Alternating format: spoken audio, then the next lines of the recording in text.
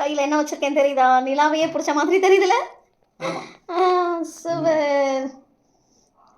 வணக்கம். இதுக்கு ஒரு ஆரஞ்சு பழத்தை எடுத்து இந்த மாதிரி வெட்டி நம்மளுக்கு டாப் போர்ஷன் தான் தேவை, அந்த காம்பு வந்த பகுதி தான் தேவை. அதிலேருந்து நம்ம சுளையை எடுத்துட்டு இந்த பகுதியை மட்டும் எடுத்தோன்னா அதில் திரி மாதிரி அதுலேயே இருக்கும். ஸோ நம்ம திரி போடவே தேவையில்லை, எண்ணெய் மட்டும் ஊற்றினா போதும், நம்ம விளக்கேற்றிடலாம். அதுக்கு காரணம் அதில் இருக்க லிமனன் அப்படிங்கிற கண்டென்ட்டு தான் அது கொஞ்சம் ஃப்ளேமபிள் அப்படிங்கிறதுனால நம்மளுக்கு இது திரியாக பயன்படுது. சூப்பரில். ஆரஞ்சு பழம் வாங்கி விளக்கேற்றாட்டியும் வாங்குற அன்னைக்கு நம்ம இதை பயன்படுத்திக்கலாம். அப்படியே க்ளோ ஆகுது பாருங்கள், அப்படியே தங்க தட்டு இங்கே பாருங்க, இது பாருங்க. ஆரஞ்சு பழத்தோலில் விளக்கேற்றிருக்கேன். பரவாயில்ல, ரொம்ப நல்லா இருக்குது.